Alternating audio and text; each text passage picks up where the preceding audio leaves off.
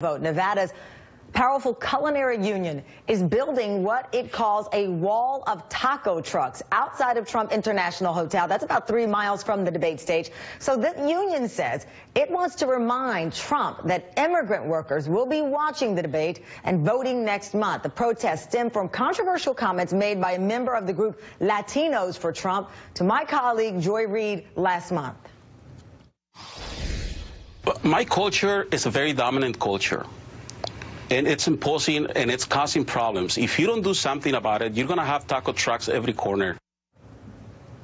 And joining me now, Democratic State Senator Ruben Kihuen, who will be speaking later this afternoon at the taco truck wall. He's running for Nevada's 4th congressional district and what's being called one of the nation's most competitive House races. Thank you so much for joining us. Good morning, Tamron. Thank you. State Senator, you know, we all remember last month when those words, you know, you're all going to have a taco truck on every corner. That went viral. But this is about a larger story, something larger than a hashtag to prove the power of culinary workers and Latino voters. Absolutely, Tamron. Look, I'm the son of a housekeeper here in Las Vegas. My mother's been working at the MGM for the last 23 years as a housekeeper.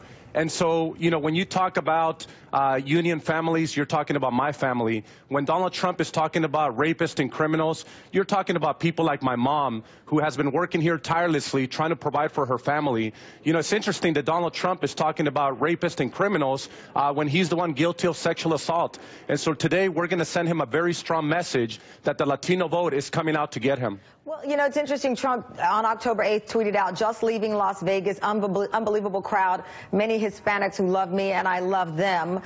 We sent one of our correspondents to a local radio station, a Latino radio station, and many of them articulated that they were not concerned with immigration and some of his policy. It's about jobs, and that's why he is polling higher amongst Nevada Latinos than anywhere else. How do you explain some of the surprising numbers he's seeing within the Latino community in Nevada?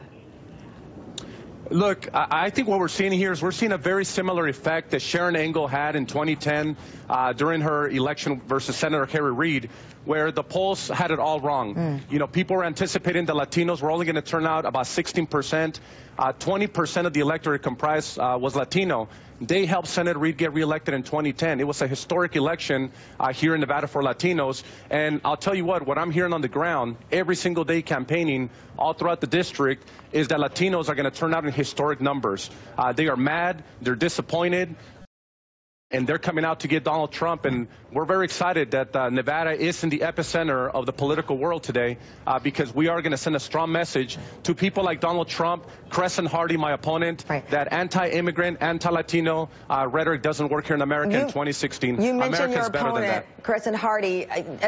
Your battle is one of the top places Democrats are looking at to flip the seat there. If that does happen, in Nevada, if you are successful and the seat is blue, you would be the first Latino from Nevada ever elected to the U.S. House. Hardy has pulled his support of Trump after the Access Hollywood Billy Bush tape in 2005 was released. Do you look at some of the earlier comments before that 2005 and put pressure on him for not pulling out sooner when it was the ban on Muslims and other incendiary comments from Donald Trump? Was this a desperate move by him now?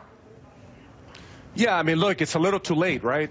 Just a few weeks ago, about 2 weeks ago, he was videotaped saying that he supports Donald Trump 100% and that he's willing to do anything and everything that he's asked to do to help him get elected.